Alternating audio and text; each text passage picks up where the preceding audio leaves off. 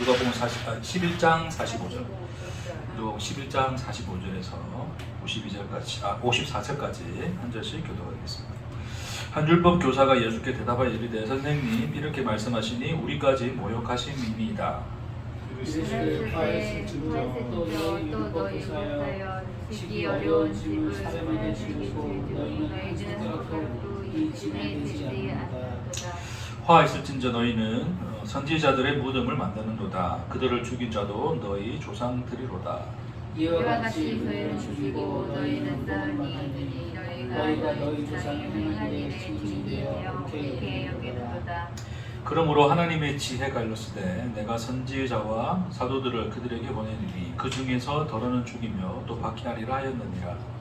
창세 이후로 흘린 모든 선지자의 피를 이 세대에 담당하되 곧 아벨의 피로부터 제단과 성전 사이에서 죽임을 당한 사가랴의 피까지 하리라. 내가 너희에게 이르노니 과연 이 세대가 담당하리라.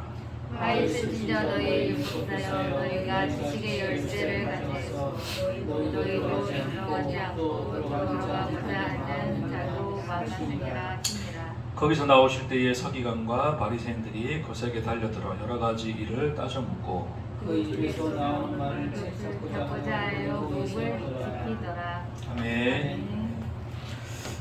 이제 지난주에 이어서 이제 오늘 말씀은 이제 지난주에 예수님이 손 씻지 않는 어떤 이 문제 때문에 바리새인들이 이제 예수님을 비방하였고 예수님 이제 그 바리새인들의 어떤 그 악함을 또 적나라하게 이제 예수님도 폭로를 하셨죠. 그런 어떤 이야기를 듣고 옆에서 율법 교사도 바리새인인데 이제 바리새인들은 어떤 행동파라 치면 율법 교사 이 사람들이 약간 지도층이라고 보면 돼요. 그러니까 그 바리새인들 위에서 이제 바리새인들로 하여금 이제 어떻게 살아가는 것이 또 하나님의 이제 온전한 뜻인가에 대한 어떤 그런 가르침을 베풀었던 어떤 그런 권력들이 바로 율법 교사들이었다. 이렇게 생각하시면 됩니다.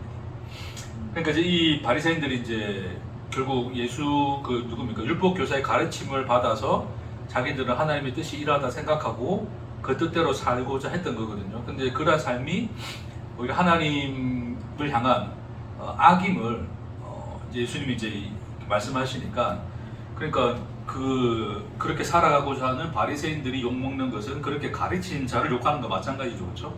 그러니까 이제 율법 교사가 이제 욱해가지고 당신이 그렇게 이야기하는 것은 바리새인들 지금 욕하는 것은 우리도 함께 모욕하는 거다. 왜 바리새인들 우리가 가르쳤으니까 이제 그 얘기를 하는 겁니다. 그러니까 예수님이 더 이제 화를 내시죠. 화에서 진짜 그러시면서 그들의 모습이 어떤지를 이제 말씀해주고 있습니다. 율법 교사가 결국 율법 교사는 하나님의 말씀을 백성들에게 풀어서 말씀의 의미를 가르치고 또 그것에 대한 행동 지침을 만들어서 하나님의 뜻대로 살게 하는, 그렇죠? 그래서 단순히 어떤 많은 것뿐만 아니라 어떤 이제 그렇게 행동하고 살아갈 수 있는 지침을 만들어주는 사람인데, 그러는 이 율법 교사의 이 모습을 예수님이 뭐라 표현하냐면 어려운 짐을 사람에게 치우고 너희는 한 손가락도 이 짐에 되지 않는다라는 것으로 이제 이야기를 하시는 거죠. 그래서 이제 우리가 이 말씀에 뜻을 함께 나누기 위해서 또 인간의 어떤 이런 그 본질상 모습을 좀 한번 또 정리를 하면서 가도록 하겠습니다. 조금 이제 율법 교사니까 율법 교사가 있어요. 그럼 율법 교사는 누구의 말씀을? 하나님의 이제 말씀. 이제 뭐 그 당시는 율법이었겠죠. 자, 이 율법의 말씀을 해석을 해서 그에 대한 어떤 이 적용이죠, 그렇죠? 적용점들을 만들어서 이 적용점은 결국 뭡니까? 그 사람들로 하여금 생활하게 하는 그 생활 지침들이죠. 이 생활 지침들을 총망라한 게 미시나나 어떤 그런 어떤 이 유대교의 어떤 그 장로들의 유전, 장로들의 교훈 이런 가르침으로 정리되어 있는 책들에 이제 이게 실질적으로 다 나와 있어요. 그러니까 이제 안식일을 거룩히 지키라는 그 말씀에 대하여 어디까지가 안식일을 지키는 것인가에 대한 어떤 그런 어떤 규정들을 정해주고 질서들을 만들어 주었던 것이 이제 이들이 하는 일들이었어요. 이거 뭐 조금 많이 닮았죠. 큐티 같은 거 같아. 큐티 보면 주신 오늘 말씀을 해석해서 나에게 적용시키고 오늘 걸 어떻게 그 큐티 말씀대로 하루대로 살아갈까. 그러니까 그 당시에 이 사람들도 큐티를 한 거예요. 큐티. 그러니까 좀 더 진지하게 큐티했겠죠. 목숨 걸고. 왜? 하나님의 말씀 어기면 안 되니까 하나님의 말씀을 철저하게 지키기 위해서 말씀을 이제 해석하고 했고 올바른 적용과 올바른 생활 지침을 만들어서 하나님의 백성다운 삶을 사는 것이 이러한 삶이다라는 것으로서 이제 백성들을 가르치려고 했던 것이 율법 교사입니다. 뭐 잘못된 거 있습니까? 이렇게 사는 게 잘못된 게 있습니까? 우리가 뭐 하나님을 믿어요, 하나님을 섬겨요, 하나님이 이렇게 살아라 했어, 뭐 이렇게 하라 했어. 그러면 그 하는 게 맞습니까? 틀렸습니까? 맞는 거잖아요, 그렇죠? 그렇게 해야 돼, 그렇게 살아야 되잖아요. 그래서 그렇게 이 사람들은 그렇게 제대로 살려고 뭐했다? 아주 그 철저하게 노력을 했던 사람들이다. 근데 그런 사람들을 지금 예전이 뭐라 그러냐면 화 있으신자 그러면서 어려운 짐을 사람에게 지웠다, 그런 얘기를 하는 거죠. 근데 잘 보세요, 여러분.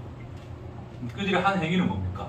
요거 한 거잖아요, 요거에서 생활 지침을 만들어서 이제 사람들은 이제 이 생활 지침대로 마음대로 그를 지키면 되잖아요. 그렇죠? 지키면 결국 이게 뭐야? 하나님 백성 되는 거죠. 그렇죠? 하나님 백성으로서의 어떤 그 의무를 다하는 거잖아요. 근데 예수님 지금 이런 모습 자체를 뭐 하는 거다 그런 거예요. 예수님은 이게 다 뭐다? 무거운 짐이다 그런 거죠. 무거운 짐. 무거운 짐을 지워서 그들에게 씌웠다 그런 거예요. 그러니까 어디서부터 잘못된 겁니까, 여러분? 이게 짐입니까? 여기가 짐입니까? 여기가 짐입니까? 어디서부터 짐이에요? 그렇죠? 이 행위 자체부터가 뭐가 되는 거예요? 짐이 되는 거죠. 그럼 전 해석 안 합니까? 하시죠. 하지 않으시고 오늘 말씀도 나름 해석을 해서 지금 여러분에게 말을 하는 거거든요. 그럼 그 해석과 이 해석은 뭐가 다릅니까? 해석을 잘해야 된다. 이제 그래야 되는 건데, 그럼 어떻게 해야 해석을 잘하는 건가요?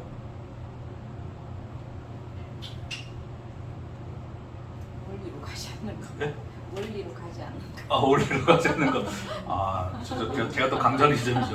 적용이랑 생활 지침 안 하시잖아요. 적용이랑 생활 지침 안 한다. 해석만 한다. 거기까지. 여기까지만 하면 짐이 안 된다. 근데 잘못 해석해 주면 그게 짐이 아닐까? 그렇죠? 그러니까 이 해석이라는 이 행위를, 요 해석이라는 행위를, 그러니까 결국 이것이 다 이렇게 이 짐으로 쥐어지는 이 시발점은 뭐예요? 제가 방금 어깨가 너무 세게 했나? 시발점은 요 해석으로부터 이제 시작된 거거든요, 그렇죠? 근데 이러다 이 해석의 행위 자체가, 그러니까 해석의 행위 자체가 짐이 된 게 아니라 해석이 짐을 뭐였다? 만들어낸 거예요. 그러니까 해석은, 그러니까 일반적으로 우리가 해석이란 말을 했을 때 해석이라고 하는 것은 일반적으로 되어지는 거예요. 내가 어떤 누군가 말을 들었을 때 그 말을 내가 내 나름대로 이해라고 받아들이잖아요, 그렇죠? 그 모든 행위가 다 뭐가 되는 거예요? 하나의 해석이라면 해석 행위가 될 수 있는 거예요, 그렇죠? 근데 그 해석이 이제 이렇게 갔기 때문에 그들에게 이 해석은 뭐가 되었냐면 이 해석 자체가 지침이 되어버린 거예요. 해석이라는 행위 자체는 문제가 없는데 해석의 결과 뭐를 만들어냈다? 무거운 짐을 만들어냈다는 거죠. 그렇죠? 그럼 그렇게 해석을 하게 된 이유는 뭘까요? 그럼 해석을 하게 된 이유. 그러니까 자 보세요, 여러분. 그럼 해석을 하는데 다른 방식으로도 해석을 할 수 있잖아요, 이렇게. 그렇죠? 이렇게 해석할 수 있고 저렇게 해석할 수 있는데 어쨌든 이렇게 해석을 했더니 어떻게 된 하나님의 말씀이 그들에게 뭐로 지워진 거예요? 짐이 돼버린 거예요, 그렇죠? 근데 어떻게 또 해석이 돼버리면 이게 뭐가 될 수 있다? 뭐가 될 수 있다? 복음이 될 수 있겠죠, 그렇죠? 그러니까 이 해석을 하는 이 해석이 여기서 이제 이 짐을 만들어내는 이 해석의 행위는 해석이라는 행위 자체에 있습니까? 해석하는 해석자의 존재 자체에 있는 걸까요?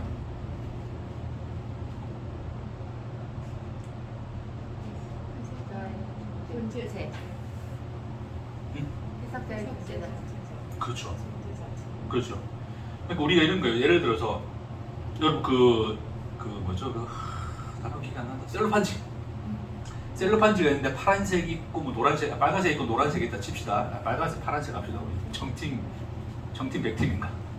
어쨌든 빨간색하고 지금 청색 있어요. 그러면 자, 이 형광등을 켜놨는데 내가 청색 셀로판지를 통해서 봐요, 그렇죠? 그러니까 통해서 비춰보면 이 무슨 색으로 보일까요? 청색으로 보이겠죠, 그렇죠? 붉은색을 갖다 대면 뭐가 될까요? 이거? 붉은색이 되죠, 그렇죠? 그러니까 청색은 붉은색으로 이걸 만들어낼 수가 없고 붉은색은 이거를 청색으로 만들어낼 수가 없죠. 셀로판지가 붉으니까 붉게 빛을 걸러내는 거고 붉은 빛만 걸러내는 거예요. 그러니까 셀로판지의 그 역할이 뭐냐면 필터 역할. 과학 시간 잠시만 하겠습니다. 필터. 그러니까 이 빛에는 이 우리가 태양광 같은 그 이 빛에는 모든 색깔의 빛이 다 들어있어요. 그게 한데 섞여가지고 이제 이게 막 우리한테 비춰지는 건데 빛이 다 섞여 있으면 흰색으로 보여요. 흰색으로 보이는데 자 거기서 내가 이제 빨간색 셀로판지를 갖다 댔다는 것은 뭐냐면 빨간색 셀로판지는 무슨 기능을 한다고요? 그 여러 가지 색 중에서 뭐만 걸러낸다. 빨간 것만 투과시켜내는 거예요. 근데 나머지 빛은 다 얘를 통과한다, 못 통과한다? 못 통과한다. 그러니까 푸른색 셀로판지는 푸른색만 요렇게 하는 거예요. 걸러내는 거예요. 여러분 칼라 TV죠. 우리 칼라 TV 보잖아요. 이 칼라 TV에서 색깔을 몇 가지를 표현합니까?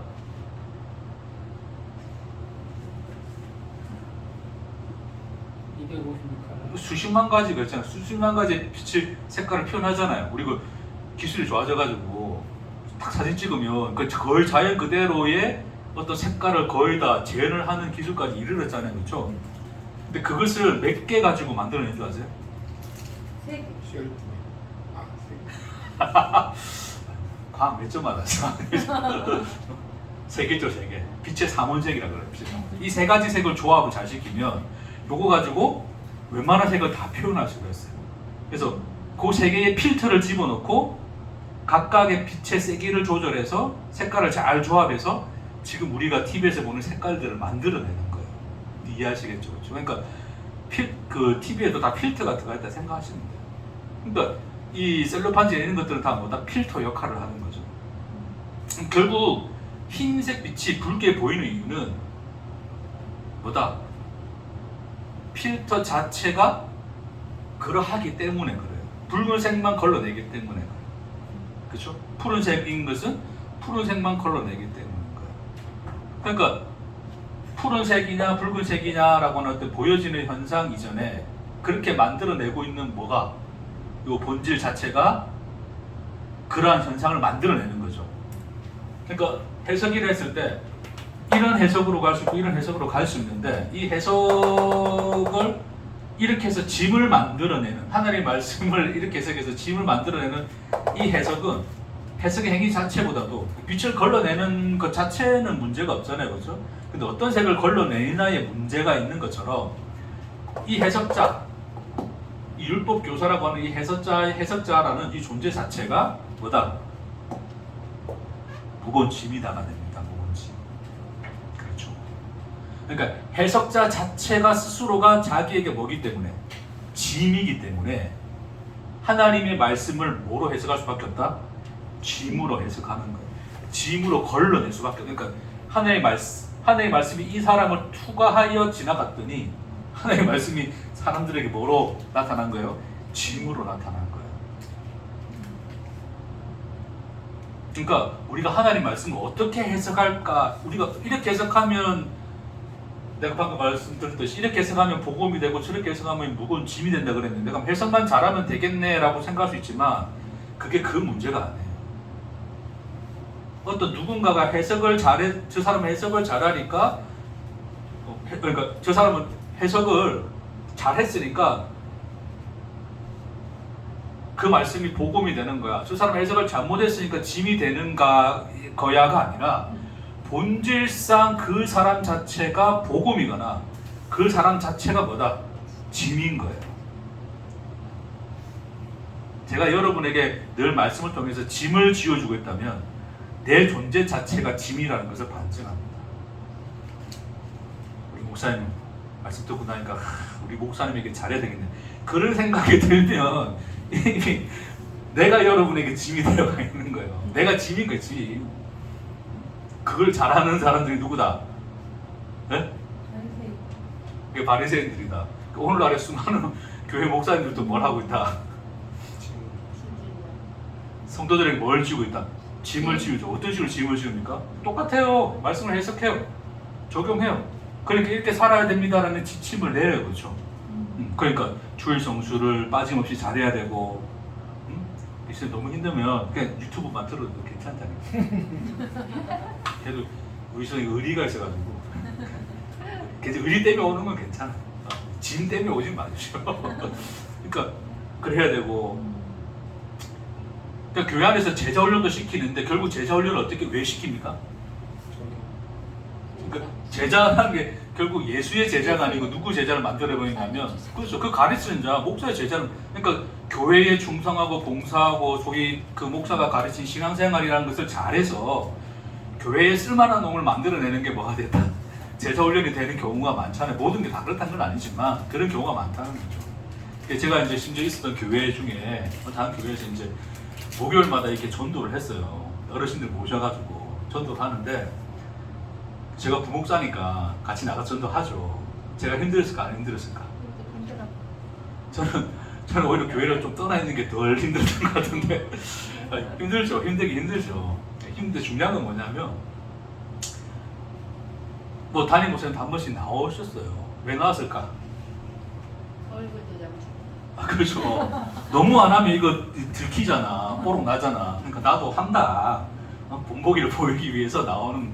한 번은 이제 미세먼지가 너무 가득해가지고, 그러니까 옛날에 한참 이제 이제 3, 4월 달 되면 이제 미세먼지 엄청 밀려오잖아요. 그러니까 뉴스에서도 노약자나 이런 사람들은 나가지 말라고 하는 정도로 이제 심하게 우연 그런 날이었어. 목요일 날. 이제 제가 이제 어떤 목사님에게 이제 실명 안 밝히겠습니다. 어떤 목사님에게 오늘은 좀 우리 거체도 좀 쉬게 하시는 게 낫지 않겠습니까? 그래 얘기했더니 이제 거절을 하시는 거죠. 나오게 하라, 전화해라, 다 나오라 하시라. 이유가 뭐냐? 그러니까 결국 이런 날 빠지고 저런 날 빠지면 전도할 수 있다 없다? 없다. 이런 날조차도 하나님의 말씀을 따라서 전도하는 것이 뭐다? 하나님의 뜻이다. 그렇게 해야지 저 사람들도 뭐한다? 훈련이 된다 그러는 거예요. 그 말을 듣는 순간 빡쳐가지고 막 그런 식으로 해서 되겠습니까? 라고 제가 말했을까요? 하면 예 했을까요? 예. 먹고 살아야 돼. 예. 그럴 수밖에 없는 저도 죄인입니다. 전화해서 다 오시라 했죠.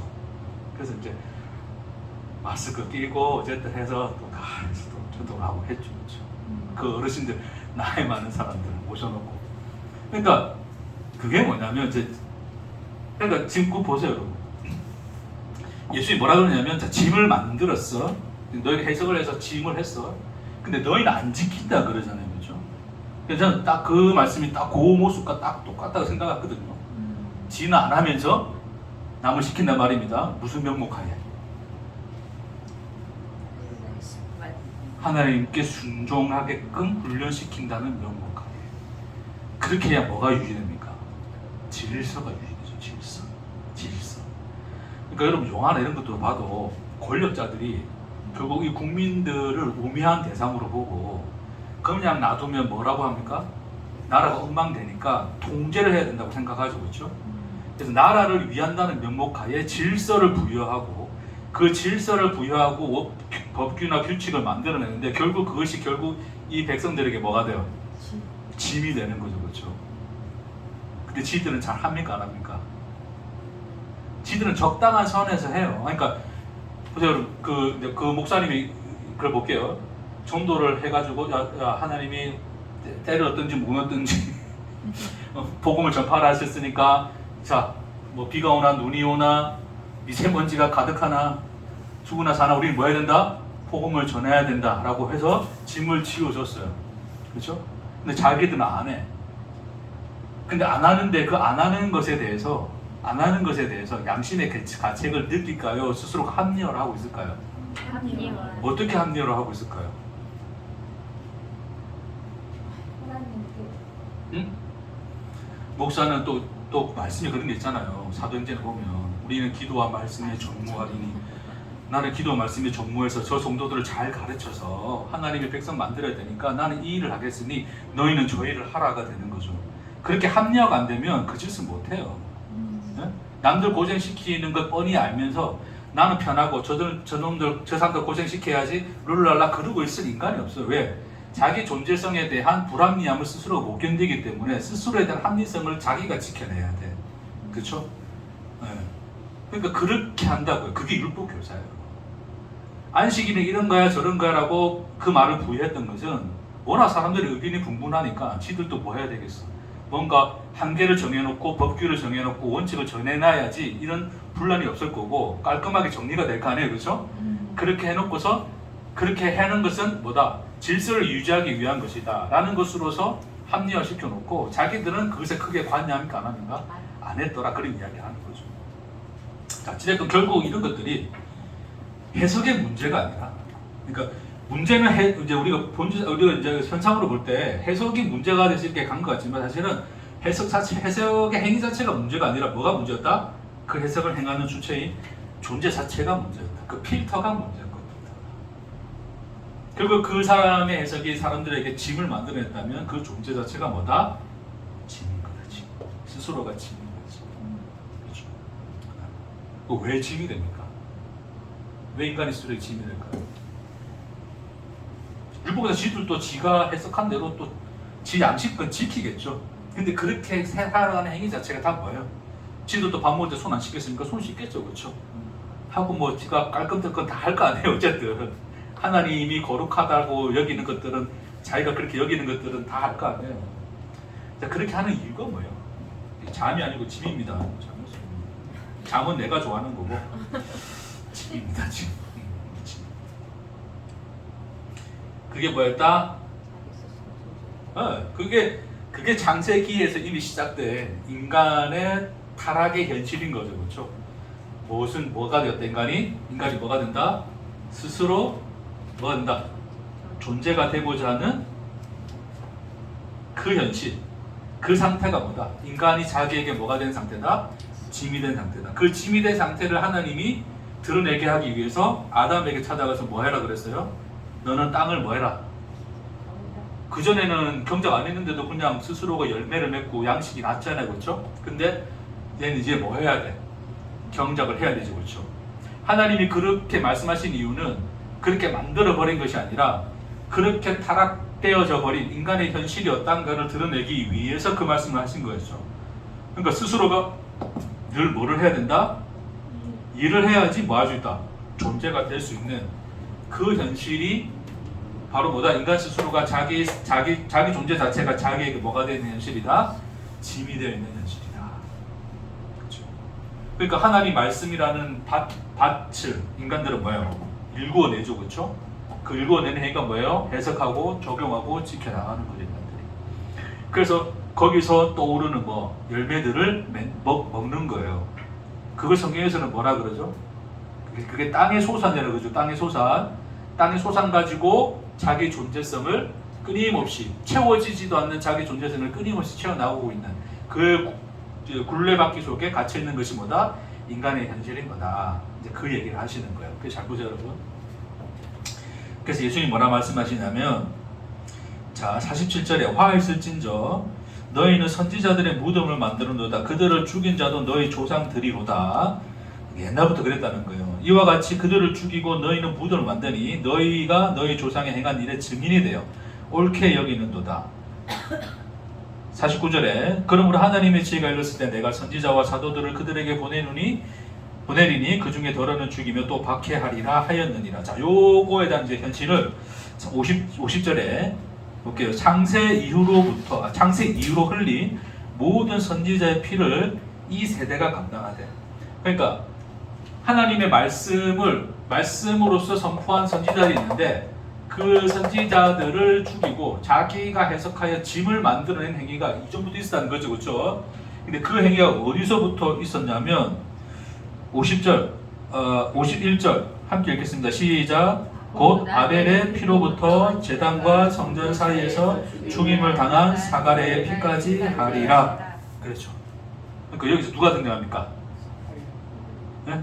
아벨이 등장하죠. 아벨에 대한 이야기를 하시고 그 끝에 뭘 이야기하세요? 사가랴에 대한 이야기를 하시죠. 물론 선지자는 그 이유도 있긴 있었어요. 근데 이제 이 사가랴를 하는 이유가 뭐냐면 옛날에 이제 예수님 시대 구약 성경의 시작은 창세기였는데 끝은 역대하거든요. 역대기하. 좀 전에 살펴보겠습니다. 역대기하에 나왔던 그 마지막 선지자의 죽음이 이제 사가랴 선지자의 죽음이에요. 그래서 이제 예수님이 결국 성경에 있는 모든 선지자의 죽음이 뭐다? 너희가 흘린 피다. 그런 이야기 하시는 거죠. 그러니까 지금 이 선지자들의 지금 이런 행위가 결국 어디서부터 시작되었다? 언제부터 있었다? 시작은 뭐 아담의 타락부터 되어 있었지만 그것이 드러난 것이 언제부터 있었다? 아벨의 피로부터 있었다 그러는 거죠. 아벨의 피가 뭡니까 여러분? 누가 누구를 죽였어요? 가인이 아벨을 죽이죠. 가인이 아벨을 왜 죽입니까? 우리 분수리 반장님, 가인이 아벨을 왜 죽입니까? 오늘 고기 드시고 오셨는데 가인이 아벨을 왜 죽입니까?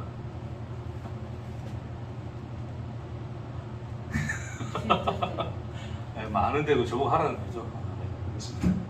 그러니까 가인이 아벨을 죽인 이유는 아벨을 시기해서 그렇죠. 아벨을 왜 시기했습니까?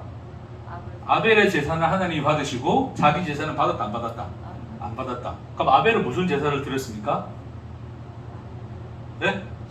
양으로 제물을 삼아 주기죠. 제물로 삼아 드리죠, 그렇죠? 그것을 하나님 받으셨어요. 근데 가인은 뭐로 줍니까? 땅의 소산 주잖아요. 그 보세요, 여러분. 그러니까 아벨은 하나님이 그들에게 가죽옷을 입히신 이 사건을 기억하여서 하나님께 갈 수 있는 유일한 길, 그분을 만날 수 있는 유일한 길은 그분의 은혜인 뭐밖에 없다? 희생 제사밖에 없다. 그러니까 예표적으로 예수밖에 없다. 그 십자가의 은혜와 사랑 외에는 하나님께 갈 길이 없다를 그 제사로 표현한 것인데 그 제사를 이 가인이 좋아합니까? 싫어합니까? 싫어하죠, 그렇죠? 무시하죠, 멸시하죠. 야, 그딴 제사가 무슨 제사야?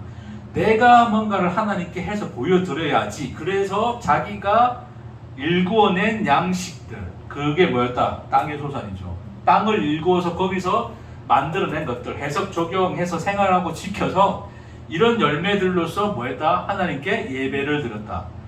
자기 존재를 증명하고자 했다가 가인의 제사였죠, 그렇죠?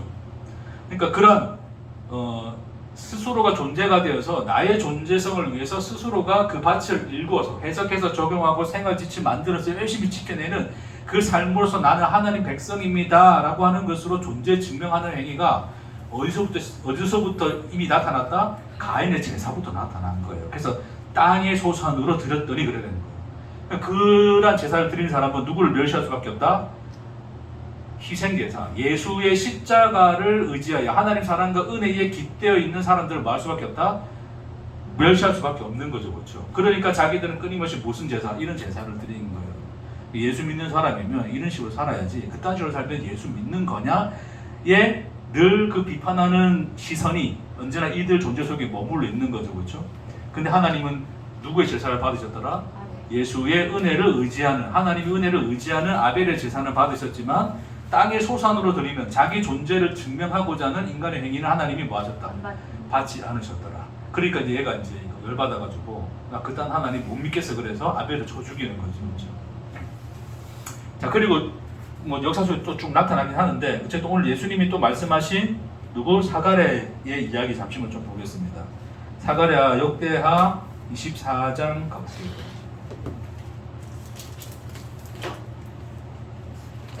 역대하 24장 15절.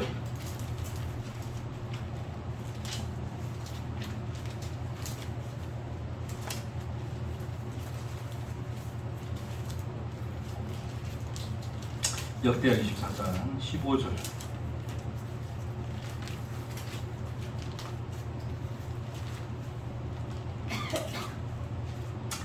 자, 15절부터 좀 이제 필요한 부분을 함께 읽겠습니다. 눈으로 보시면 돼요. 자, 찾아놓으시고 눈으로 보시면 제가 읽어드릴게요.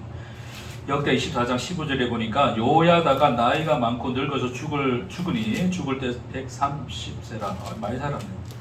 무리가 다윗성 여러 왕의 묘실 중에 장사였으니 이는 그가 이스라엘과 하나님의 성전에 대하여 선을 행하였습니다. 또 이거 보면 우리가 또 하나님께 선을 행하면 오래 산다 또 그럴 수 있는데 지낼건. 자 17절 여호야다가 죽은 후에 유다 방백들이 와서 왕에게 절하매 왕이 그들의 말을 듣고 자 18절 보세요. 그의 조상들의 하나님 여호와의 전을 버리고 아세라 목상과 우상을 섬겼으므로 그 죄로 말미암아 진노가 유다와 예루살렘에 임하니라. 자 그러나 여호와께서 그들에게 선지자를 보내사 다시 여호와께로 돌아오게 하려 하시매 선지자들이 그들에게 경고하였으나 듣지 아니하니라. 자 여기서 이제 스가랴 이야기 나옵니다. 스가랴 사가랴 같은 인물입니다. 20절에 보면 이에 하나님의 영이 제사장 여호야다의 아들 스가랴를 감동시키시매 그가 백성 앞에서 높이 서서 그들에게 이르되 하나님이 이같이 말씀하시기를 너희가 어찌하여 하나님 여호와의 명령을 거역하여 스스로 형통하지 못하게 하느냐 하셨나니 너희가 여호와를 버렸으므로 여호와께서 너희를 버리셨느니라 하나 무리가 함께 있게 하고 왕의 명령을 따라 그를 여호와의 전들 안에서 돌로 쳐 죽였더라. 그렇죠?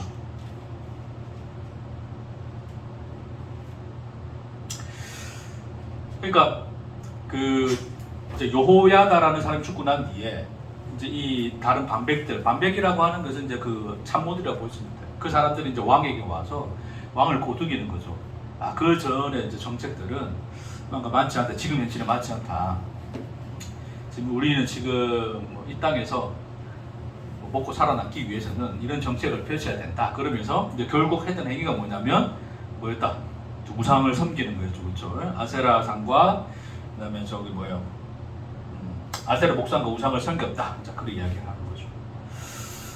자, 그래서 이제 그러한 어떤 이 현실들을 보고 하나님 이제 진노를 하셨다 그럽니다. 그렇지만 하나님은 누구를 보내었다? 선지자를 보내었다. 그렇죠? 그 중에 지금 대표로 누구? 그렇죠?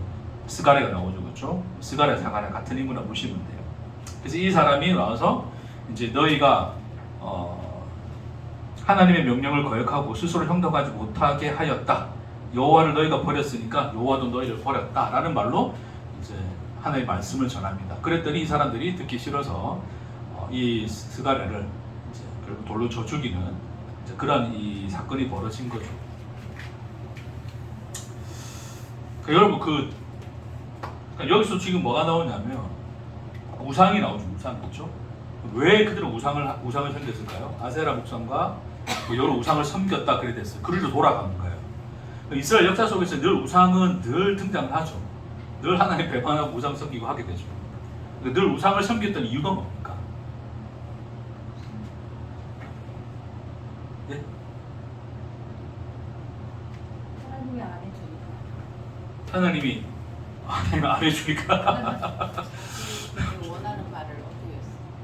원하는 바를 또 얻기 위해서 그렇죠. 결국 또 원하는 바를 얻기 위해서 하나님 안 해주고 저희가 하니까 또 원하는 바를 준다고 하니까 이제 가는 거죠. 그러니까 그런 것의 모든 본질이 무엇에 놓여 있어요? 자신의 존재를 지키는. 그렇죠. 이제 좀 조를 빼셨어요. 아침부터 회를 많이 하고 오셔가지고 결국 이제 인간에게 우상이 필요한 이유가 뭐냐면, 그러니까 하나님조차도 나중에 이제 사람들은 무슨 대상으로 섬기냐면 하나님조차도 뭐로 섬겨요? 우상으로 섬기죠. 하나님 우상으로 섬기죠. 그것을 하나님을 음란하게 섬겼다 그러거든요. 하나님을 음란하게 섬겼다가 다른 게 아니라 하나님을 하나님으로 섬기지 못하고 믿지 못하고 하나님을 뭐로 섬겼다? 우상처럼 섬긴 거예요. 그 우상으로서 이 하나님을 섬긴 거죠. 근데 그 우상의 본질은 뭐였어요? 항상 인간은 왜 우상을 만들었다고요? 자기 존재성을 채워나가고, 그렇죠? 확립하고 채우고 확장시키고 지켜내기 위한 초월적인 능력을 가진 자로서 내 존재성의 욕망이 투영되어 만들어낸 허구죠, 허구. 그렇죠? 허구죠. 허구인데 결국 그 허구에다가 그 본질상 누가 투영되어 있는 거예요? 나가 투영되지, 나. 끊임없이 나라는 이 존재가 투영되어 있잖아요. 그 나를 완성시키고자 하는 그 욕망 자체가 모든 우상이라는 집약체로, 상징체로 나타난 것이다. 그렇게 생각을 하시면 돼요. 이해하시겠습니까? 아까 그 시선 이야기했던 것처럼 내가 원하는 것이 아닌 다른 걸 하나님이 요구한다고 여기니까 그것 말고 내가 원하는 것을 찾고자 하여 우상을 선택을 하는 거잖아요. 그렇죠? 내가 원한다는 게 뭐예요? 인간의 욕망 안에서 뭐를 원해요? 내 존재성의 완성을 원하죠. 그걸 채워줄 수 있는 거라면 그것을 섬기는 거예요. 그러니까 하나님조차도 어떻게? 내 존재성의 완성을 위해서 하나님을 섬기고 있는 행위라는 것은 이름을 하나님이라 부르지만 하나님 자체가 뭐가 되어 있다? 우상이 되어 있는 현실인 거죠. 그렇죠? 됐습니까? 그러니까 그런 의미에서 이제 그렇게 섬겼는데 그런 자들에 대하여 하나님이 누구를 보내었다? 선지자를 보내죠. 자, 그 이전에 하나님이 이제 너희를 막 버렸다, 심판했다 그러거든요. 그렇죠? 그럼 사람들이 생각할 때 어떻게 생각할까요? 야, 우리가 하나님 버리고 하나님 말씀 안 지켜서 우리를 버렸으니까 어떻게 해야 돼?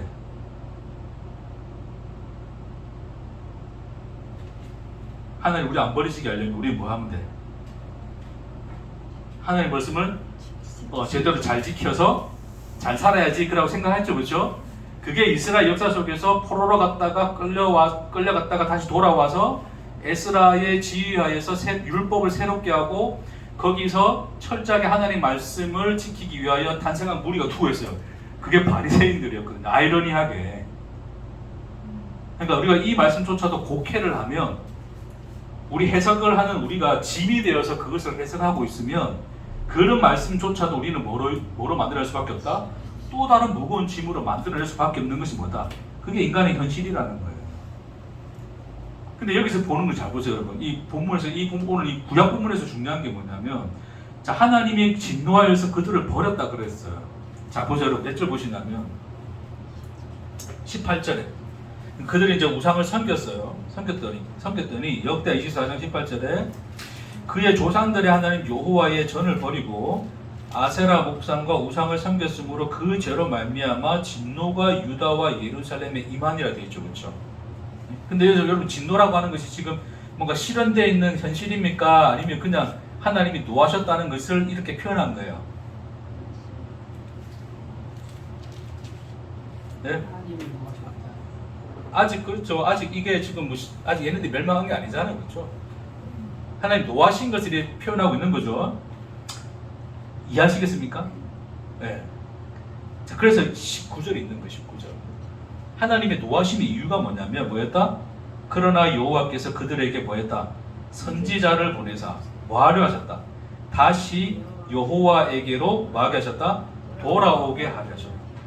하나님이 선지자를 보내신 이유, 노하신 이유, 말씀을 주신 이유, 율법을 주신 이유는 다 뭐예요? 목적이 여호와께 돌아오게 하는 거예요.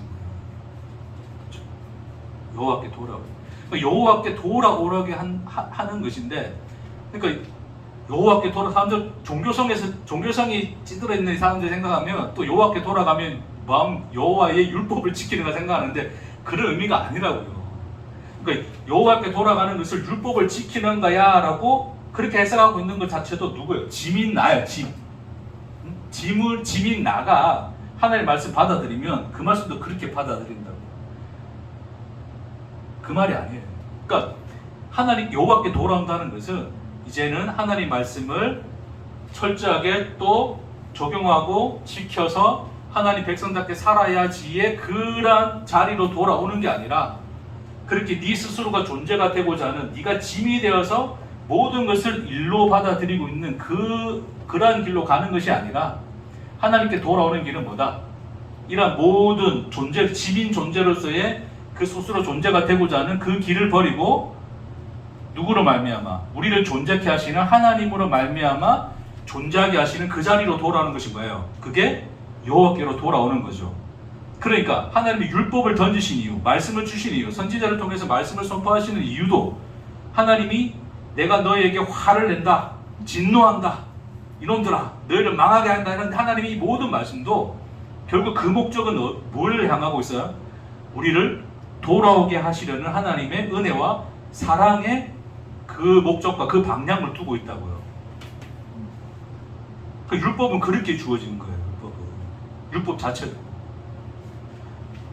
그 율법이 복과 저주의 말씀으로 주어졌더니 지민 인간들이 해석을 하니 야 이렇게 하면 복 받고 저렇게 하면 저주 받네? 복 받기 위해서 이렇게 살아가자? 얘 어떤 논리로 가는데 그게 아니라 예수의 은혜 안에서 지민 나가 아닌 예수 하나님의 은혜인 예수로 말미암아 해석된 말씀은 하나님이 우리 보고 뭐라 그러십니까? 돌아오라 그러십니다. 율법의 말씀은 해라 마라의 지켜라 지키지 마라의 요구가 아니라 뭐였다? 돌아오라 하시는 하나님의 뭐였다? 사랑하심의 음성이었다 를 이야기하시는 거죠. 그런 음성이 그런 음성 그 말씀이 육신이 되어 오신 분이 누구시다? 예수다. 그 예수 그 선지자 마지막 선지자로서 예수가 지금 누구 앞에 서 있는 거예요? 그 인간들 앞에 서 있는 거잖아요. 지금 누가 보면 다시 돌아오시면 그렇죠? 아니 다시 또 안 펴셔도 돼요. 다 했어요.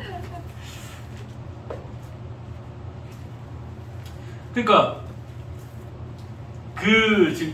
지금 이 예수가 보세요. 그래서 이 예수 그래서 지금 이 예수가 지금 이들의 실체를 드러내시면서 하시는 말이 뭐냐? 여기 예수님 그들 자리를 여기 예수 합시다. 예수. 그러면 인간 스스로가 인간 존재 자체가 자기에게 뭐예요? 늘 짐인 거예요. 그래서 그러니까 내가 스스로 존재가 되고자 하니까 내가 나를 위해서 끊임없이 일을 해야 돼. 내 존재를 증명하기 위해서. 그렇죠? 그러니까 그런 나가 날마다 뭐가 될 수밖에 없어요. 짐인 거죠. 그렇죠? 그런 짐인 나가 하나님 말씀을 해석하면 뭐밖에 안 된다? 짐밖에 안 된다. 그러니 그 말씀 자체이신 우리를 돌아오라 하시는 하나님의 음성 그 말씀 자체이신 그 예수가 육신이 되어 우리에게 오사 우리로 하여금 그 하나님의 참 말씀을 뭐 해주셨어요? 해석해 주셨죠. 뭐로 해석해 주셨습니까? 네? 우리와 함께하는 그 함께하심의 삶을 통하여 하나님 뭐 해준 거예요? 해석을 해준 거죠. 해석을 해준 거.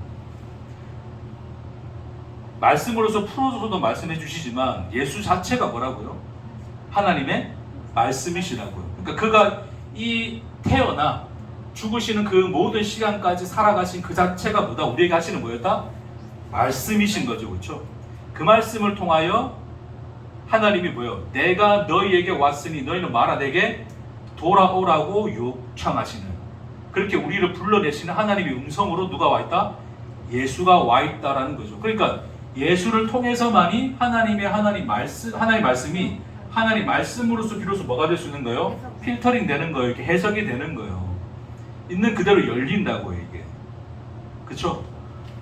그래서 예수를 통하여 우리에게 주신 것이 뭐였다? 그렇죠?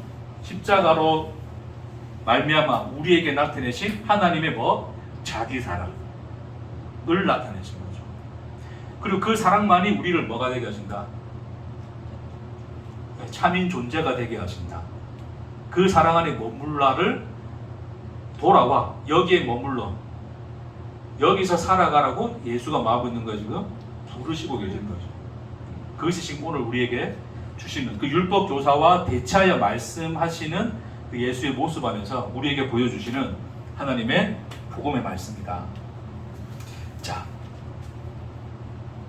요거 뒤에 거 좀만 더 할게요. 52절에 화에 있을 그리고 51절에 다시 누가복음 11장 51절입니다. 제가 읽을게요. 곧 아벨의 피로부터 제단과 정전사에서 죽임당한 사가랴의 피까지 하리라. 내가 너에게 이르노니 과연 이 세대가 담당하리라. 결국 아벨의 피로부터 그러니까 아벨의 제사부터 사가랴의 선지자의 말씀 선포까지 모든 그 말씀 자체는 뭐였다? 나에게로 돌아오라 하시는 하나님의 음성이었다. 그러나 그것을 너희가 뭐였다? 거절하였다. 그래서 화에 있으신 자 너희 율법 교사여 너희가 지식의 열쇠를 가져가서 너희도 들어가지 않고 또 들어가고자 하는 자도 막았느니라. 그렇죠. 지식의 열쇠. 이 표현이 굉장히 독특하죠, 여러분. 지식의 열쇠가 뭡니까?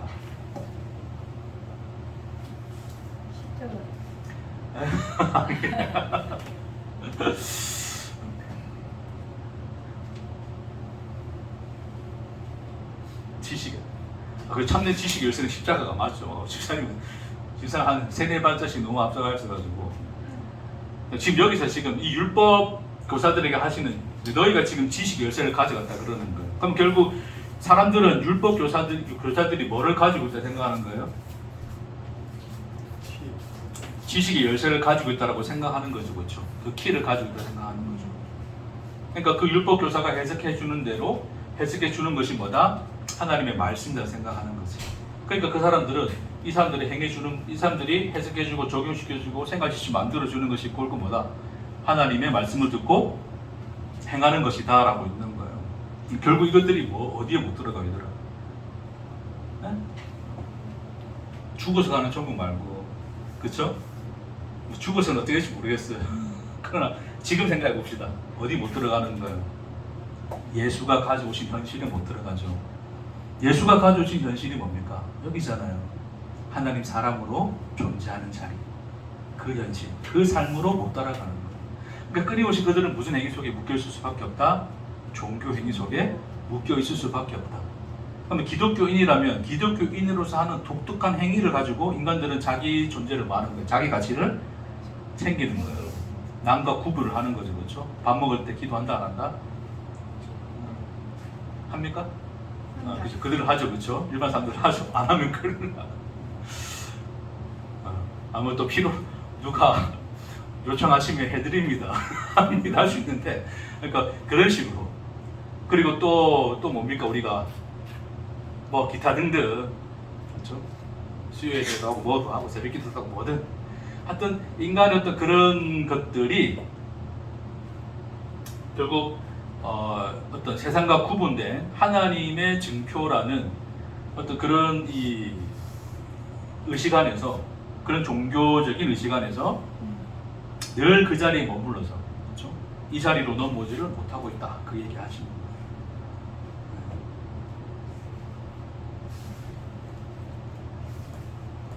그러는 반면에 그것도 있어요. 이런 어떤 이런 또 율법의 어떤 이런 그 종교적 틀을 벗어나고자 또 많은 사람들이 노력을 하죠. 그래서 하나님의 말씀 어떻게 합니까? 또 열심히 또 잘 풀어주려고 노력하죠, 그렇죠? 저는 이제 제가 설교자라서 하는 얘기입니다. 말씀을 풀어주고자 노력하는데, 내가 노력하나? 하죠. 합니다. 안 하는 거 아닙니다. 그 제 노력이 좀 헛될 뿐이지, 에? 내 노력이 헛되다는 걸 알고 하나님 말씀을 전하려고 하는 것 뿐이지 노력 안 하는 거 아닙니다. 근데 하다 보면 이제 저 같은 이제 목사 같은 사람들이 또 나름 또 복음을 전한다는 취지하에 나름대로 자기 방식의 해석을 가질 수가 있어요. 그게 뭐냐면 지식의 열쇠가 될 수 있습니다. 아, 저 목사님이 풀어주는 말씀이야말로 진짜 하나님의 말씀이야 라고 되어버리면 그 순간 나는 뭐를 가지게 되는 거예요? 지식의 열쇠를 가지게 되는 거예요. 내가 사실 가진 게 아닌데, 그렇죠? 그러니까 이 사람들도, 이 율법 교사들도 지들이 키를 가지고 있는 게 아니라 그 키를 누가 줬어요? 그 말을 즐겨 듣고 그렇다 생각하는 그 백성들이 준 거예요. 이해하시죠? 그러니까 결국 자기 스스로가 존재가 되고자 하는 그 인간들의 무리가 어떤 대표자에게 그런 열쇠를 증명한 것밖에 안 되는 거죠. 그러니까 열쇠라는 것, 지식의 열쇠라는 것은 실상 있는 것이 아니다. 뭐다? 허구죠, 허구. 허구인데 그 허구를 누가 만들어내 주는 거냐면 듣는 사람들이 만들어내 주는 거예요. 그러니까 우리가 어떤 목사님의 말씀을 듣고, 자, 저 목사님이 정말 진리의 말씀이야, 저 목사님만이 하나님의 말씀을 전하는 목사님이야 라고 해버리면 그 순간 그게 뭐가 된다고요? 지식의 열쇠가 되어버린다고요. 그것을 그 사람에게 부여해버리면 스스로가 그가 만들어낸 그 세상 속에 갇혀있게 되는 거예요. 뭔 이해하시겠습니까? 물론 제 설교를 그렇다 생각하고 따르는 사람은 없다는 걸 알기 때문에 저는 그렇게 걱정을 안 하지만,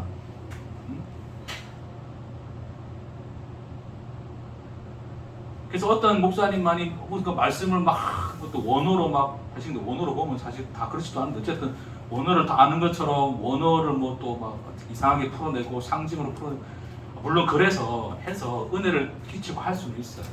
근데 그거 자체가 그렇게 풀어주는 행위 자체가 지식의 열쇠가 되면 안 된다는 것입니다. 왜요? 그러면 결국에는 그가 풀어주고 해석해준 그 안에만 갇혀버리거든요. 이해하시겠죠? 그러니까 말씀을 전해주는 자들의 역할이 뭐냐면 우리에게는 지식의 열쇠가 없다는 것을 확인시켜주는 겁니다. 안 그래도 저는 뭐 조회수가 많지 않기 때문에 좀 조회수가 많으면 이 말을 하면 좀 권위가 있어 보이는데 조회수도 없는 인간이 저 말하니까 야 지가 조회수도 안 나오니까 뭐 조회수 내보고 어쩌라고. 어쨌든 네. 뭐 그래 생각하셔도 괜찮습니다. 그러니까 그런 어떤 이 말씀을 전하는 자의 자리, 저도 어쩌면 율법 교사가 될 수가 있거든요. 왜? 내 존재 자체가 짐이 돼버릴 수 있으니까. 내 존재 자체가 짐으로서 내 스스로가 만들어내는 원칙과 규칙과 법칙을 가지고 하나님의 말씀을 해석해버리면 그 원칙과 규칙과 법칙 안에 성도들은 잠시 자유를 누리는 것 같으나 스스로가 결국 뭐다? 그 세계 속에 갇혀서 어쩌면 하나님께 돌아가지 못하고 있는 현실일 수가 있다. 그러니까 끊임없이 나는 뭘 해야 된다. 저는 뭘 해야 될까요? 내게는 열쇠가 없으니 를 늘 확인시켜 주는 거죠. 그러니까 여러분이 저를 통해서 하나님의 말씀을 함께 나누고, 전 나눈다는 표현을 해요. 전한다는 표현보다는 나눈다는 게 맞는 것 같아요. 왜요? 내가 먹기 싫으면 안 들으면 되거든. 나눠줬는데 별로야 이거 안 싫어 아까 안 먹으면 돼. 그럼 괜찮아요. 근데 전한다가 돼버리면 나 하나님 말씀 전하는데 니들이 안 들어? 못 알아들어? 이것들이 이래 돼버리잖아. 이 뭔 말인지 이해하시죠? 저는 나눈다는 표현을 계속 좋아합니다. 왜요? 내게 열쇠가 없다는 것을 알게 하기 위해서. 저는 어떤 지식의 열쇠도 가지고 있지 않아요. 저는 이 자리에 서서 뭐 하는 사람이다? 매주 나는 여러분이 이 자리에 서서 제가 뭐 하는 사람인 것 같아요? 나누는 얘기야. 얘기하고 나눈다. 이걸 두 글자로 우리 잘 아는 말.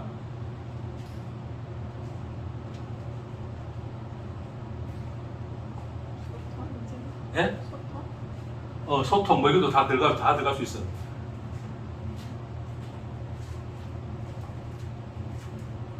기억, 지읒. 기억, 지읒. 간증. 할렐루야.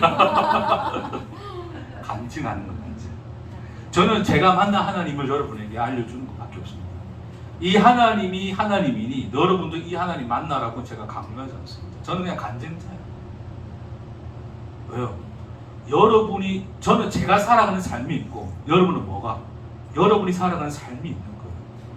그래서 제가 전할 수 있는 유일한 하나의 복음은 그 모든 상황 가운데 누가 함께 하신다? 하나님이 함께 하신다. 뭐로서? 말씀으로서. 그 말씀이 육신에 대해서 우리와 함께 거하셨던 것처럼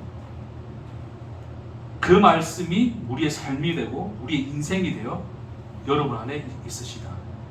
그러니까 그 안에서 하나님은 뭐 하신다?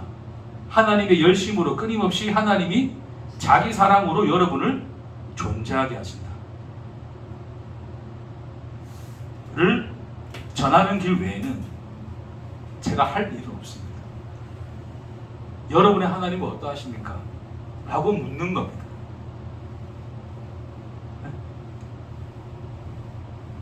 제가 만난 하나님이 이렇습니다를 이 자리에서 간증하는 것이 매주 그냥 제가 하는 거예요. 그냥 간증 들어보시면 생각합니다. 뭔가 진리를 듣고 하늘에서 오는 계시의 말씀을 듣고 그러지 맙시다.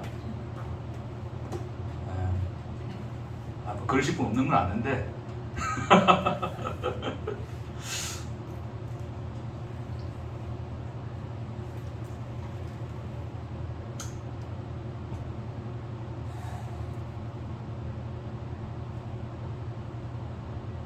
자, 이제 말씀 정리하겠습니다.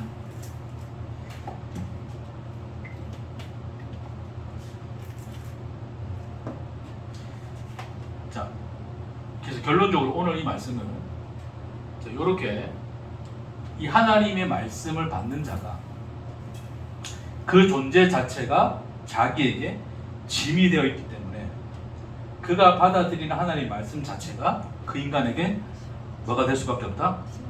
짐이 된다. 그러니까 하나님을 위해서 내가 어떻게 살아야 되지? 뭘 해야 되지? 라는 하나님 관계에 있어서 내가 또 뭐가 되는 거예요? 일꾼이 되는 거예요. 일을 해야 되는 자리에서 하나님을 인식하고 각성합니다. 그리고 자기가 열심히 일을 했을 때 스스로가 만족하면서 그것을 은혜라 착각하는 거예요. 그게 아니죠. 그렇죠? 여호와께서 돌아오라 하신 자리는 어디입니까? 스스로가 존재가 되고자 하는 짐인 너 자신을 버리고 그 자리의 현실을 벗어나서 너를 존재케 하는, 너를 내게 돌아오라 하시는 하나님의 그 음성 앞으로 불러내시는 것이 하나님의 말씀, 그분의 음성이시죠. 그 사람을 우리를 존재케 하시는 그 자리로 오라고 하시는 거죠. 그렇죠?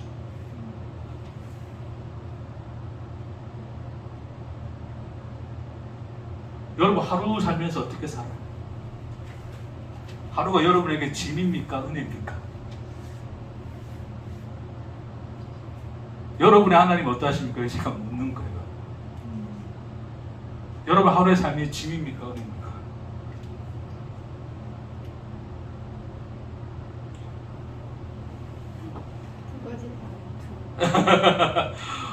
힘들기도 하고 그렇죠? 일도 해야 되니까 힘들기도 하고 그렇죠.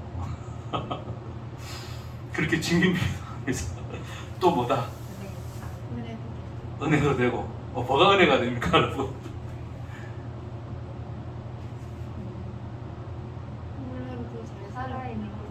네? 살았구나. 살았구나. 아무 일 없었구나. 아무 일 없었구나. 여러분을 존재케 하는 건 뭘까요? 오늘 하루를 나를 존재케 하고 있는 게 뭡니까?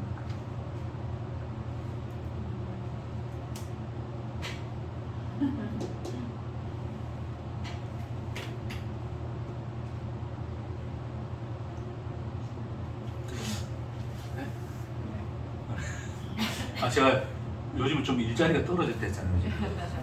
일이 좀 떨어졌다 했잖아요. 일이 떨어지니까 제가 좀 편할까요? 불안할까요? 불안하지. 왜 불안할까? 나 자꾸 또. 근데 일을 또 많을 때는 제가 또 편할까요? 힘들할까요? 힘들어. 그럼 나는 언제 쉬고 언제 행복합니까? 일이 많으면 많아서 힘들고 없으면 없어서 불안하고 있는데 나는 언제 그러면 행복하고 언제 쉬어요? 내게 쉼이 언제 건재한식이 있고 언제 은혜가 있습니까? 있으면 있는데 없으면 글쎄 돌을 우리 권사님 돌을 터셔가지고 있으면 있어서 힘들고 없으면 없어서 힘들고. 있을 맞아요. 때가 좋은 거예요. 있을 때는 또 안 그렇던데 너무 많으니까 좀 진짜 덜어내고 싶던데 적절하게 그래서 적절하게 했으면 좋겠다. 있을 때는 그래도 힘들 때는 일이 있어서 힘들긴 하는데 또 그 뒤에 결과물이 있고 또 보람도 있고 그러니까 또 그렇게 해서 지나가고 없으면 또 근심 걱정하면서 네. 지나가는 거예요. 네, 아주 현실적이고 아주 그냥 이렇게 맞아요. 정말 그 말씀이 틀린 말씀 하나 없고 다 맞습니다. 그렇죠? 근데 우리가 걱정할 일은 아무것도 없다. 할렐루야. 그래서 이제 제가 또 드리고 싶은 말은 그렇죠. 이제 우리가 또 현실적으로 볼 때 그냥 다시 그렇게 다 살아요. 우리가 또 그렇게 살고 또 우리가 또 그렇게 또 이게 또 서로 이뭐 추위와 또 따뜻함이 있는 것처럼 힘들 때도 있고 쉴 때도 있고 다 그렇죠. 그렇죠. 뭐 그런 게 다 어우러져 살아가는 거죠. 근데 이제 제가 말씀드렸던 일 안 할 때는 불안하고 일을 할 때는 힘들었던 이것을 제가 곰곰이 생각해 보면 그렇죠. 일도 많을 때도 일이 많아서 좋을 수도 있고 일이 적어서 좋을 수도 있는 문제인데 근데 어쨌든 나라는 이 존재가 일이 없으면 불안해진다. 내가 왜 불안할까 생각해 봤더니 결국 내가 불안한 것은 내가 뭔가 생각하고자 했던 것을 못 이룰 수 있다는 생각 때문에 불안해지는 거. 그리고 일을 많이 할 때는 내가 하고자 하는 것들을 못하는 그 현실 때문에 힘든 거. 결국 그것이 하나로 뭐가 집착되어지냐면 거기에 뭐가 자리 잡고 있어요? 짐인 나가 자리 잡고 있어요. 내가 짐이야. 내가 짐이다 보니까 일할 때도 힘들고 일 안 해도 힘들어요. 본질상. 그렇죠? 그래서 이제 제가 또 드리고 싶은 말은 그렇죠. 우리가 또 현실적으로 볼 때 그냥 다시 그렇게 다 살아요. 우리가 또 그렇게 살고 쉼이 없는 거죠.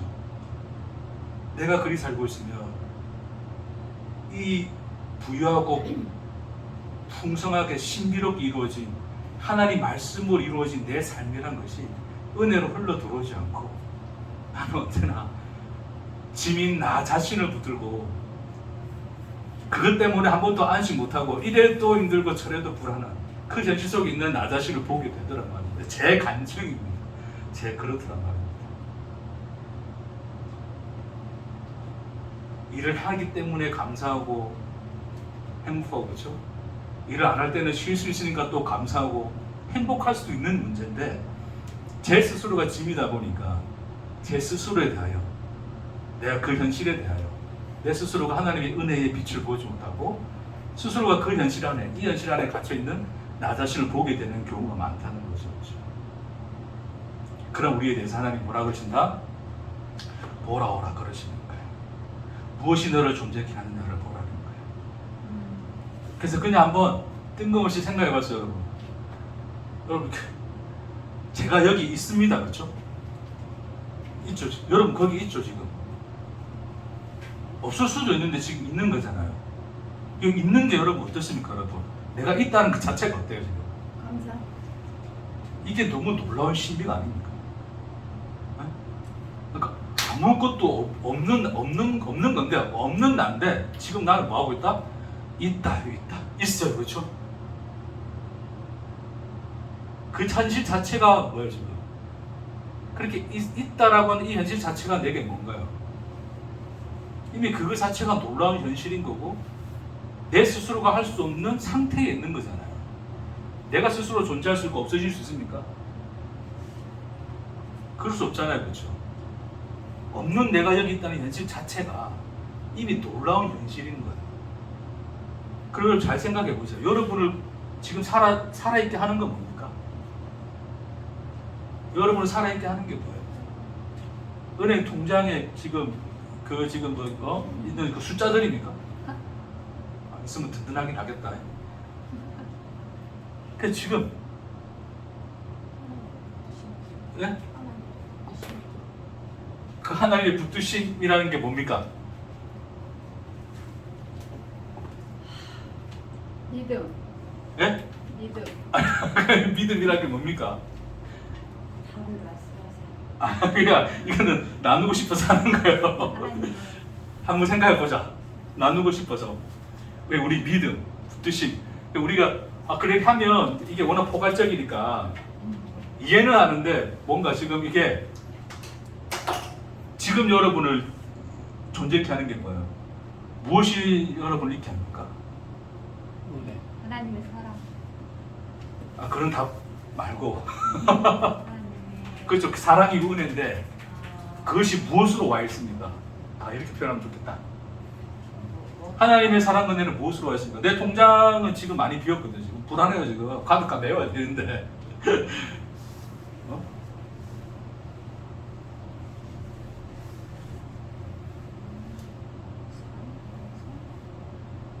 예? 인생 삶으로 아닌가? 살아있음. 그러니까 선생님 지금 살아있게 하는 게 뭐예요?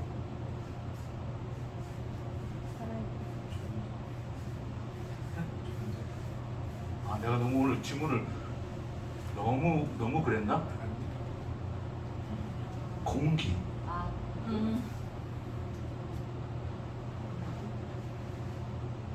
창문을 열었을 때 내 코 속으로 스며오는 신선한 공기.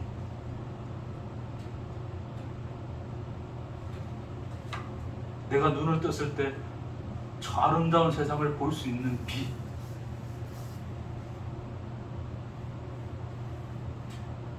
목타는 내 목을 적셔줄 수 있는 물. 추울 때 따뜻하게 할 수 있는 이불. 집을. 하나님의 사랑은 뭐로 와 있습니까? 우리는 이 세상이라는 시스템, 이런 시스템이 만들어낸 세상 속에서 여기 갇혀있다 보니까 이 현실을 못 봐요. 우리는 숨 쉬는 것을 감사하지 못합니다. 훈련을 해서 하는 척은 하지만 그게 진짜 감사합니까? 우리는 그 현실 속에 있습니까? 마시는 한 잔의 물 안에서 그분의 넘쳐나는 생명을 느낍니까? 내 어두운 눈을 찬란하게 비춰주는 저 태양빛 아래서 영광스러운 그분의 빛을 보십니까?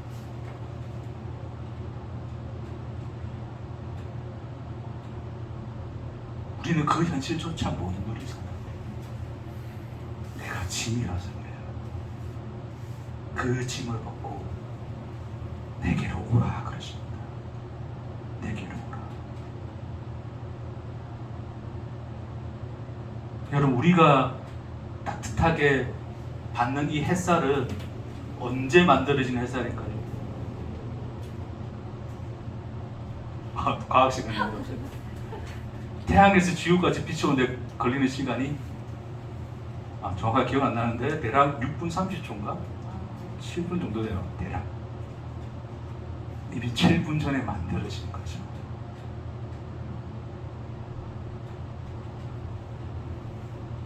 내가 있는 현실은 하나님이 살아낸 그분의 열심의 결과입니다. 여러분, 그래서 과정으로 인생을 살지 마세요. 미래의 찬란한 뭔가를 위해서 거쳐가는 뭔가 힘든 과정으로서의 삶을 살지 마세요. 내가 알지 못하는 그 시간에 자기 사랑과 열심으로 살아내요. 오늘 나를 있게 하시는 하나님의 사랑의 결론으로 사십시오. 그리로, 그 현실로 오라고 하나님이 부르십니다. 그걸 은혜라 그래요. 우리는 하나님이 살아내신 그 결론으로 사는 게 우리지, 뭔가를 이뤄내기 위해서 과정으로 살고 있는 오늘이 아닙니다. 그래서 예수가 뭐라고 했다고요? 내일 살지 마라 그러시죠. 오늘 살아라. 결론으로 주는 오늘이다. 내 은혜다. 내 햇살이고 공기고 호흡이고 생명수다. 그리 존재하시는 여러분 되시기를 주의 이름으로 축복합니다. 기도하십시다. 주님, 세상의 시스템에 가려서 보지 못했던 그 현실을 예수가 가져오셨습니다. 그 예수 안에서 오늘도 호흡함이, 먹을 물이 있음이, 눈을 떠서 볼 수 있는 저 빛이 있음이, 내게 무한한 은혜와 감사로 흘러들어오는 우리 하루하루가 되게 하옵소서. 감사드립니다. 예수님 이름으로 기도합니다. 아멘.